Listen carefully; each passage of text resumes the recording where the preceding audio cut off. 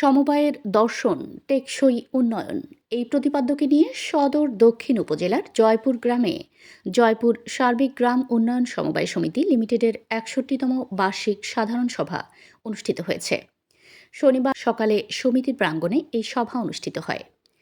সভায় প্রধান অতিথি হিসেবে উপস্থিত ছিলেন সদর দক্ষিণ উপজেলার নির্বাহী অফিসার সুজন চন্দ্র রায়।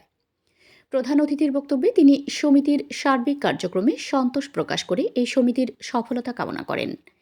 এই সমিতির মাধ্যমে সদস্যদের আর্থিক সচ্ছলতা সহ সামাজিক মর্যাদা বৃদ্ধি পাবে বলে আশাবাদ ব্যক্ত করেন।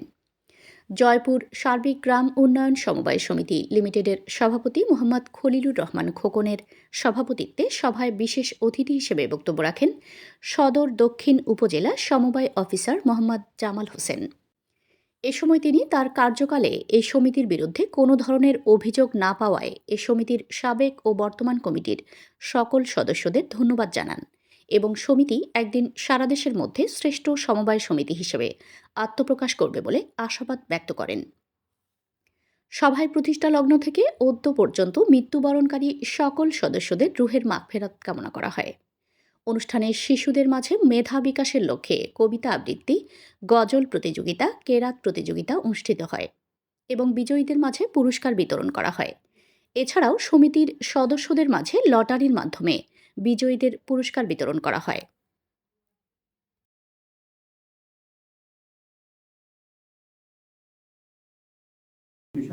আপনার প্রায় কত বছর?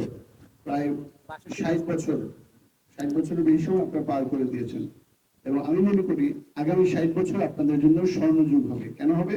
কারণ আপনাদের যে সদস্য তাদের মধ্যে বেশিরভাগই হচ্ছে খোটে। তো এরা যখন বড় হবে তখন কিন্তু আপনাদের সমবায় সমিতিটা আরো বেশি সমৃদ্ধ হবে। এবং আমি আজকে দেখে আরো অবাক হলাম যে আপনাদের যে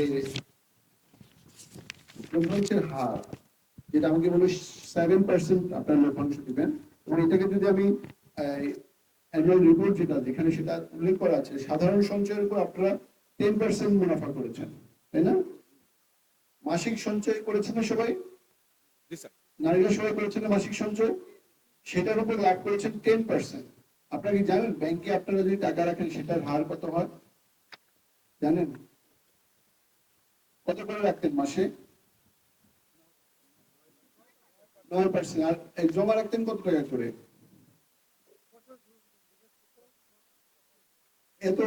এত অল্প টাকা কিন্তু আপনি ব্যাংকে জমা দিতে পারবেন না, এবং পারলেও সেটা অনেক বেশি কস্টলি হয়ে যাবে। ওইখানে যাওয়া আসা যাওয়ার খরচ। তো সময় সমিতি যে টাকাটা রাখতেছেন সেটার পেছনে কোনো খরচ নাই। কিন্তু একটি অবহেলিত জাতিকে কিভাবে অন্ধকার থেকে আলোর পথে নিয়ে যায় তিনি সেই পথ আমাদেরকে দেখিয়েছেন। সমবায়ের মূল উদ্দেশ্য হলো মানুষের ভাগ্য উন্নয়নে কাজ করা। আসুন আমরা সততা ও ন্যায়ের ভিত্তিতে কাজ করে সমবায়কে প্রতিষ্ঠিত করি এবং সমবায়ের মাধ্যমে দেশ ও জাতি গঠন করি। এমন একটা সময় এসে দাঁড়িয়েছি যেখানে সারা বাংলাদেশ হতভম্ব। আমি আরো স্মরণ করছি শহীদ ওসমান হাদির কথা, যার কথা না বললেই নয়। আজকে আমাদের সারা দেশে জাতীয় শোক দিবস পালন করা হচ্ছে। এই পর্যায়ে আমাদেরও আজকে একটা অনুষ্ঠান।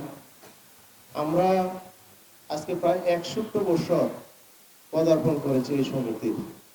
ধীরে ধীরে এই সমিতির বিভিন্ন কার্যক্রমে অনেক উন্নতি হয়েছে।